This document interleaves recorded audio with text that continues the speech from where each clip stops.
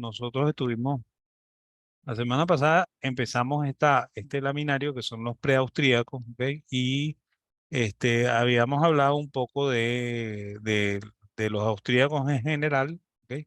Pero nos fuimos hacia atrás y entonces nos preguntamos que cuándo había comenzado la economía como disciplina y entonces yo en eso este, tomo un poco la idea que tenía Juan Carlos Kachanowski de que antes de la, de la época de entre Cantillón y Smith, el, la preocupación era tratar de conseguir la justicia en el mercado, por lo cual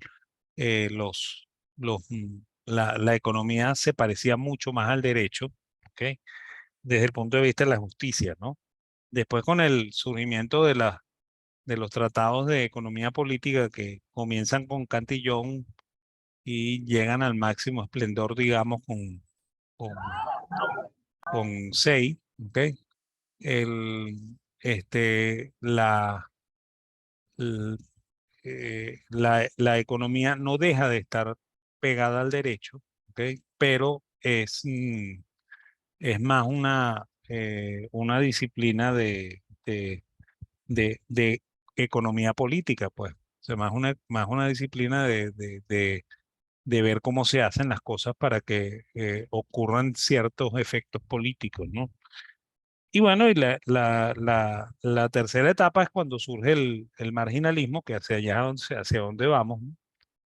Que es cuando de verdad la economía se transforma en una ciencia, ¿no? ¿Ok? Entonces vamos a seguir caminando hacia el marginalismo, ¿ok? Y bueno, y hablamos la semana pasada un poco de Cantillón, ¿ok? Ya, dijimos que él había escrito ese tratado que se llama El ensayo sobre la naturaleza del comercio en general, que era un personaje muy misterioso y que tuvo una vida bien azarosa, que se hizo muy millonario, muy rico y que estuvo involucrado en la famosa burbuja del Mississippi, ¿ok? Que es cuando el logo quiebra el sistema del Banco Central de francés, ¿ok? Y bueno, y él termina su vida en Londres, al parecer, ¿ok? Y termina escribiendo ese libro que se llama Ensayo sobre la naturaleza del comercio en general. Dijimos que el libro tiene tres partes. Cuando uno lee el libro, cree que hay cuatro partes, porque él habla de un anexo que nunca apareció, ¿ok? Y bueno, y las tres partes tratan de eso, ¿no? La primera parte es economía política pura, la segunda parte es un tratado de economía monetaria y bancaria en lo cual Cantillón era un experto, ¿ok? Y el tercer eh, libro la tercera parte es un tratado sobre comercio internacional, ¿ok? Obviamente con las limitaciones del siglo XVIII, ¿ok? Él era también un experto en esa área, ¿ok? Por lo cual en los tres libros se encuentran cosas muy interesantes, ¿no? ¿Ok? Hablamos un poco de la metodología de Cantillón, del valor y el concepto de valor y precio que tenía, de la producción en la visión de Cantillón, del elemento incertidumbre, ¿ok? Y la aparición del empresario o la reaparición del empresario, ¿ok? Hablamos de su teoría de población que también tiene cosas muy interesantes. Hablamos de que fue quizá el primer economista que se dio cuenta de, de las decisiones espaciales en economía, ¿ok? Y también tiene una forma muy especial de ver la relación entre dinero y precios y entre dinero y tasas de interés, ¿ok? Que es una cosa que también destaca mucho en el Tratado de Cantillón, ¿ok?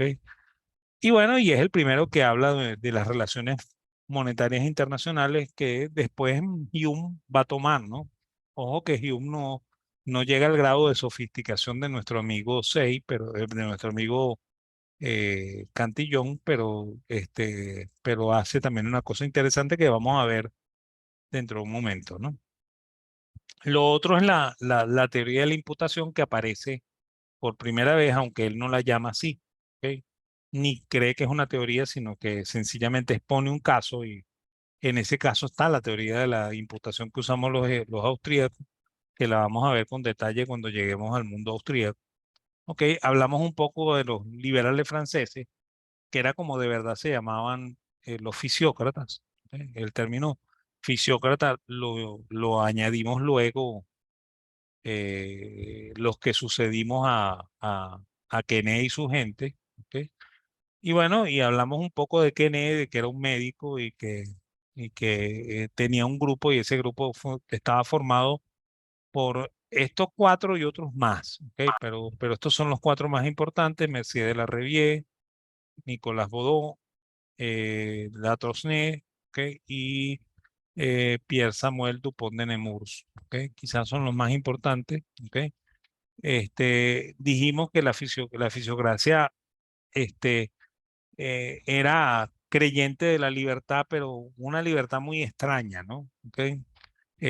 Dijimos que el término la cefa, faire la CPC no lo inventaron ellos, ¿ok? O sea, lo inventó un empresario de apellido Lagrange, ¿ok? Y era el lema de otro contemporáneo de los fisiócratas, que es Gournay, que fue el maestro de Turgot, ¿ok? Que eran creyentes de la ley natural y de los derechos de propiedad. Es más, ellos son los primeros que creen que la economía tenía que comportarse como una ciencia natural y que son los que proponen la teoría de la ley de rendimientos decrecientes, ¿ok? Que después la reasume Ricardo y que todavía nosotros los economistas creemos que eso Ricardo lo planteó. ¿Ok?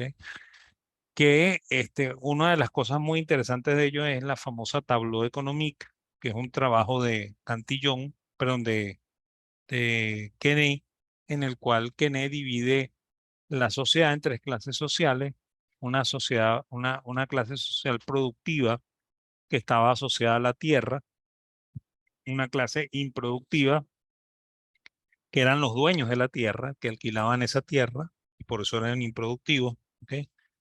Y este, eh, ya va, un momentico, señores, ya va. Déjenme.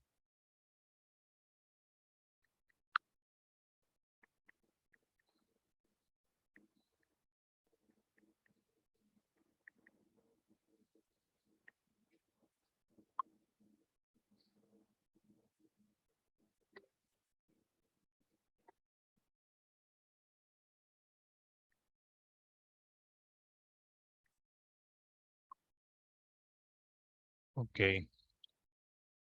denme un chancecito que tengo que hacer algo. Tengo que mandarle el link a otra persona que me parece que yo no como que no estaba enterado de que él estaba en el grupo, ¿no? Déjenme buscarlo a ver.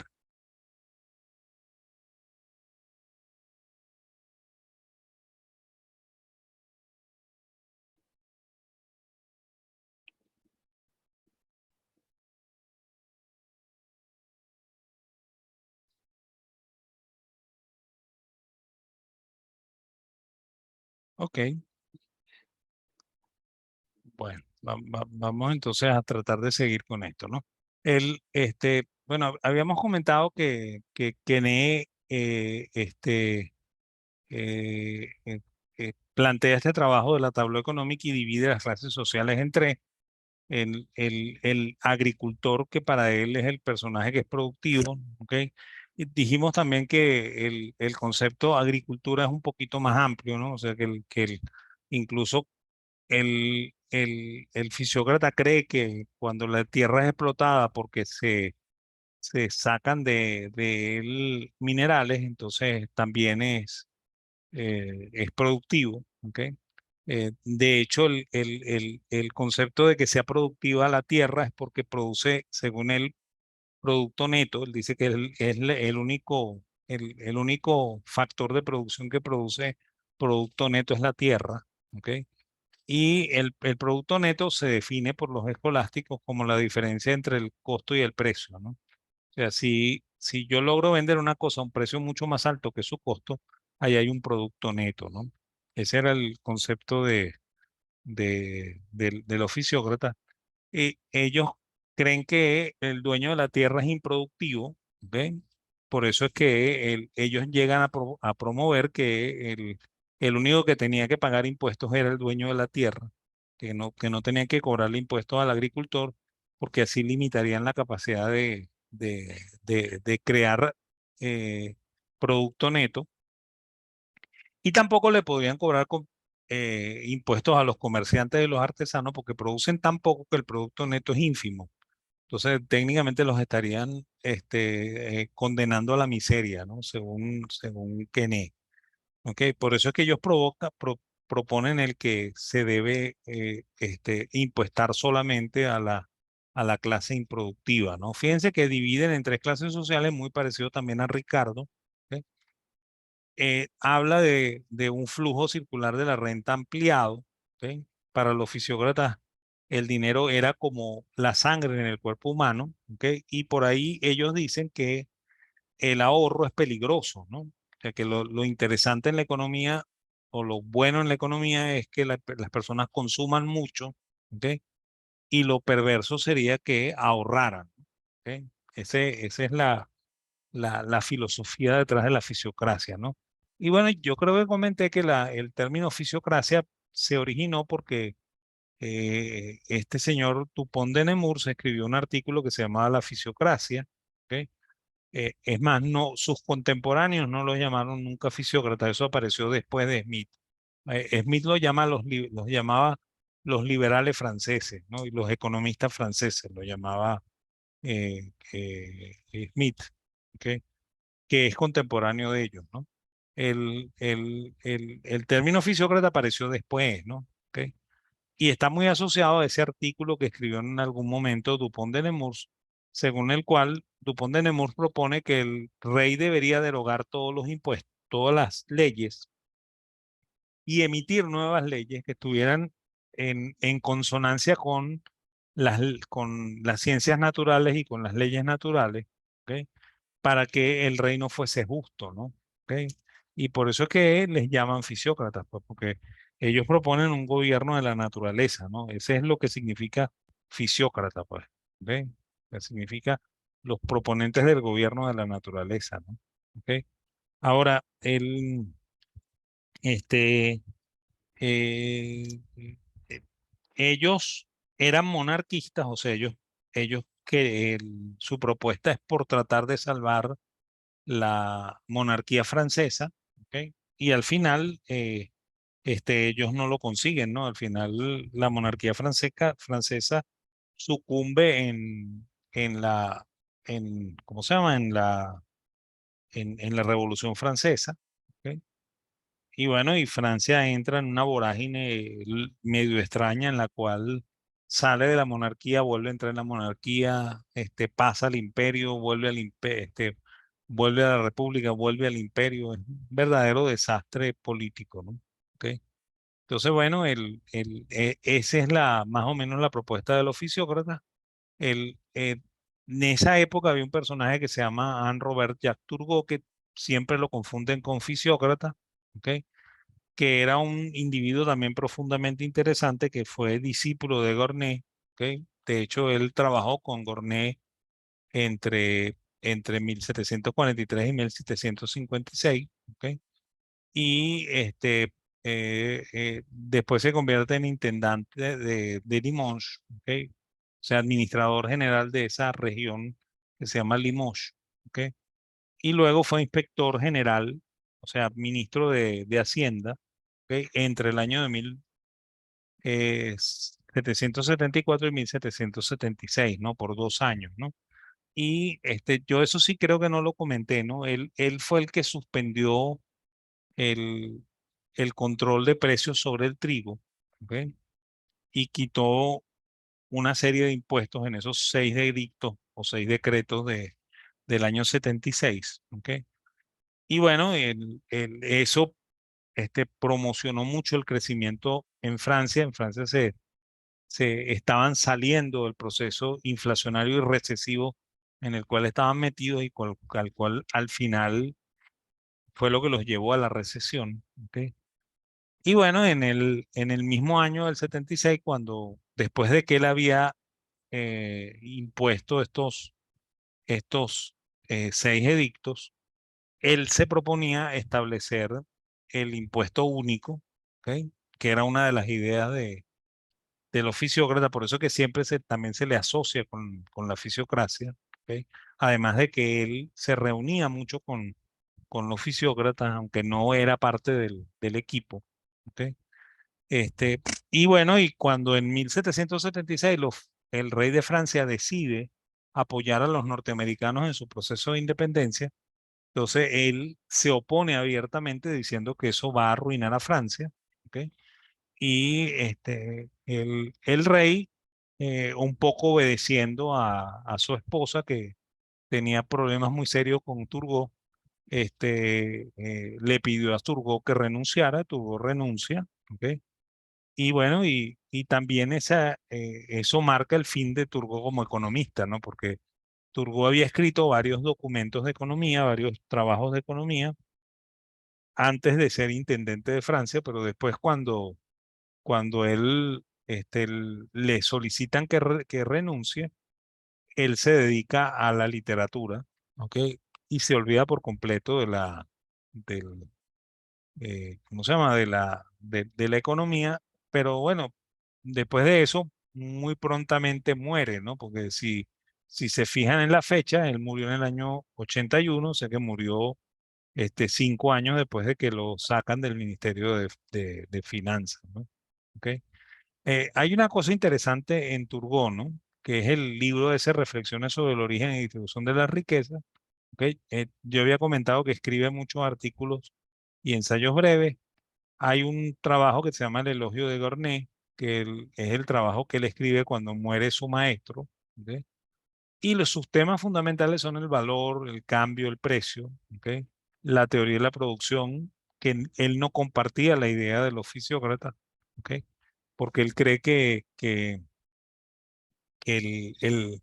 ¿cómo se llama? Que las proporciones no son eh, eh, fijas en la producción, sino que pueden ser variables.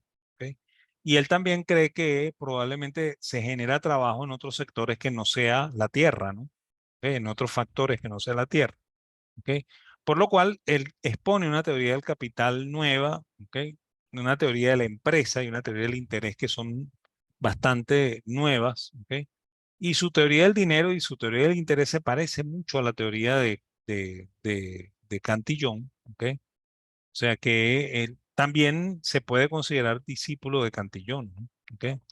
Ok, este, una de las cosas interesantes que aparece en el tratado, ¿ok? En el, ¿cómo se llama? En las reflexiones sobre la formación y la distribución de la riqueza, tiene que ver con la tasa de interés, ¿no? ¿Ok? Que se pudiera explicar con el, el, el caso del riesgo de interés que se ve en finanzas, ¿no? ¿Ok? De hecho, Turgot decía que las personas deberían endeudarse siempre que la tasa de rendimiento de la inversión sea mayor que la tasa de interés que le cobran por el crédito, ¿no? Y ojo que Turgot vivió en un mundo inflacionario, ¿ok? O sea, Turgot jamás se le ocurrió decir que era la tasa de interés real, ¿ok? Sino que él dijo que la decisión adecuada de inversión era, era endeudarse cuando la tasa de interés fuese menor que la tasa de rentabilidad del negocio. Entonces vamos a hacer un ejemplo con esto, ¿no? Fíjense, vamos a explicar qué pasaría en una empresa que tiene una rentabilidad operativa sobre activos del 12%, ¿ok? Que esa empresa para funcionar requiere una inversión total de $100,000 y que esa empresa se puede financiar totalmente con patrimonio o con una combinación de deuda y patrimonio, ¿ok? Para cubrir esos 100,000 de activo o de inversión. ¿Ok? Y si la empresa se endeuda a una tasa de financiamiento del 10%, ¿ok? Perdón, si la empresa se endeuda, tendría que cancelar una tasa del 10%, la cual puede variar, ¿no? Y ahí es donde viene el efecto del riesgo, ¿no? Y bueno, y además la empresa está obligada a cancelar una tasa de impuestos del 40%, ¿no? Entonces, vamos a poner un caso ficticio con esto, ¿no? Supongamos que como la empresa gana en utilidad operativa sobre activos 12% y los activos totales son 100.000, entonces la empresa está ganando 12.000 en utilidad operativa, ¿no? ¿Ok? Si la empresa no está endeudada, o sea que está financiada solamente con patrimonio, los 100.000 dólares de activo, ¿ok? Se pagan con el capital. Entonces, el gasto financiero es cero, ¿ok? Por lo cual la utilidad antes de impuestos es 120.000, ¿no? ¿Ok? Entonces, como la tasa de impuestos es 40%, esa empresa está obligada a pagar 40% de estos 12.000, ¿ok? Como impuesto, ¿no? Y paga 4.800 dólares, por lo cual le queda una utilidad neta de 72.000 dólares, ¿ok? Ese es el caso solamente con financiamiento con patrimonio, ¿no? Vamos a suponer que la empresa está endeudada a 50%, ¿no? O sea, 50% deuda, 50% patrimonio. La empresa sigue teniendo una rentabilidad operativa sobre activos al 12%. Eso es independiente de la tasa de financiamiento, es lo que la empresa rinde, ¿ok? Entonces, bueno, la utilidad sigue siendo 12.000 dólares, la utilidad operativa. Después de la utilidad operativa viene la línea del gasto financiero y bueno, como está endeudada a 50.000 dólares y tiene que pagar el 10% en intereses, entonces está obligada a pagar 5.000 de intereses, ¿ok? Por lo cual le van a quedar antes de impuestos 7.000, ¿no? 12 menos 5 da 7, ¿no? ¿Ok? Entonces, si está obligada a pagar el 40% sobre esa utilidad, entonces pagaría 2.800 de impuestos, ¿ok? Por lo cual tendría una utilidad neta de 4.200, ¿ok? Entonces, bueno, yo podría preguntarles en este momento que cuál de las dos alternativas es mejor, ¿ok? Y, y bueno, y ustedes me dirían, ¿no? ¿Ok? ¿Cuál les parece que es mejor alternativa, estar sin deuda o estar con deuda y patrimonio?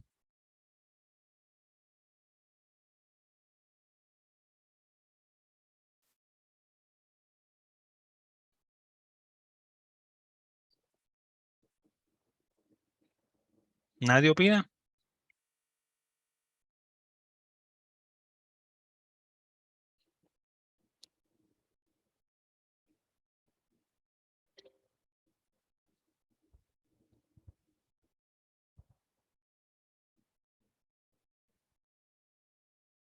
Ah, están opinando en el chat, vamos a ver.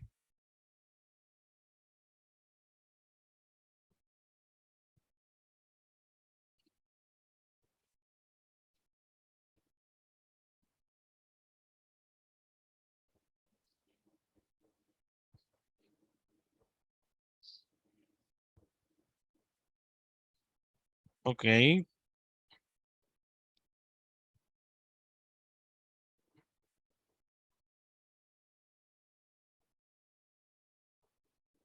ok, dicen deuda y patrimonio, que es lo que tiene sentido, ¿no?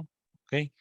Es más, de hecho, a ustedes les dijeron que lo mejor era estar endeudado, o sea, tener deuda, ¿ok? En un ambiente inflacionario, ¿no? Y probablemente eso sea consono con esto, ¿no? Pero ¿por qué tiene sentido estar endeudado, ¿no? Tiene sentido estar endeudado, ¿ok? Porque si yo comparo esto contra la inversión total, si yo aquí invertí 100.000 dólares de mi bolsillo, entonces mi rentabilidad, ¿ok? es 7,2%, ¿ok? Mientras que si yo estoy aquí invirtiendo solamente 50.000, mi rentabilidad es 8,4%, ¿no? Entonces es preferible estar endeudado que no endeudado, ¿no? Pero cuando ocurre, ocurre que el banco cambia la tasa de interés, ¿ok? O que el mercado cambia la tasa de interés, entonces probablemente la situación cambia, ¿no? ¿Ok? Y, y vamos a suponer que el banco, después que nosotros estamos endeudados, nos manda un aviso informándonos que la tasa de interés, ¿ok? que nos van a cobrar no es 10% de aquí en adelante, sino que va a ser eh, este, 15%, ¿no? ¿Ok? Entonces, si es así, ¿ok? Entonces, nosotros pasaríamos a esta situación, ¿no? En la cual la persona que está ganando 12.000 operativo va a pagar 75.000 de intereses porque la tasa pasó de 10 a 15, ¿ok? Le van a quedar antes de impuestos 4.500, ¿ok? Y va a pagar 40% de esos 4.500, o sea que tiene que pagar 1.800, perdón, $1.800 de impuestos, por lo cual le van a quedar neto 2.700, ¿no? Y fíjense que en este caso, si yo comparo los 2.700 con los 50.000 que invertí, mi ganancia, o sea, mi rentabilidad en realidad es 5,4%, ¿no? Entonces, resulta que cuando yo estoy endeudado, ¿ok? Y la tasa del financiamiento es mayor que la utilidad operativa, no me conviene estar endeudado, ¿no? O sea que cuando a mí me están cobrando 10 y yo estoy ganando 12, me conviene endeudarme. Cuando a mí me están cobrando 15 y yo estoy ganando 12, no me conviene endeudarme, ¿no? ¿Ok? Esa es la explicación de esto, ¿no?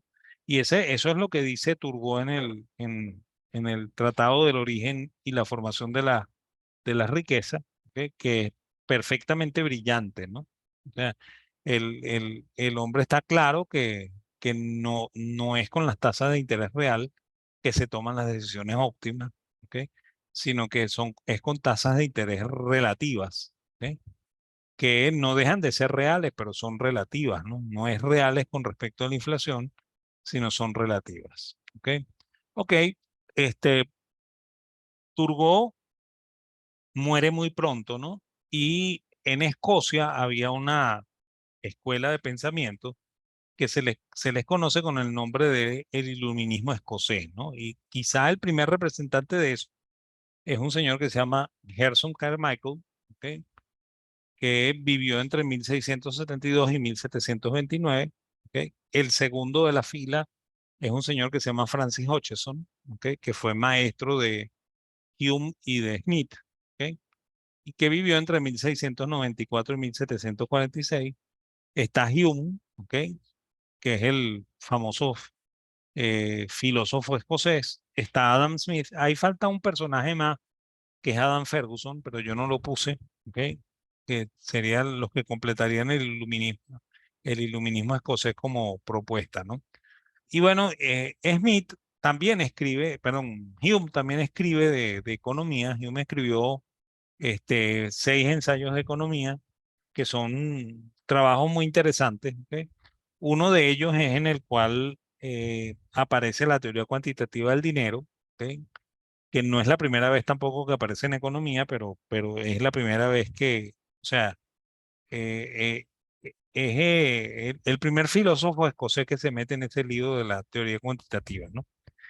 Y tiene un trabajo sobre el comercio internacional que se parece mucho al tercer libro de Cantillon, ¿ok? Porque está hablando de un mecanismo de ajuste automático del patrón oro, ¿no? ¿Ok? De hecho, tanto Hume como Cantillon pensaban más o menos lo mismo, ¿no? Que los países que tenían superávit de balanza comercial, ¿ok? Acumulaban oro, ¿ok? Acuérdense que las exportaciones se pagaban con oro y las importaciones también se pagaban con oro.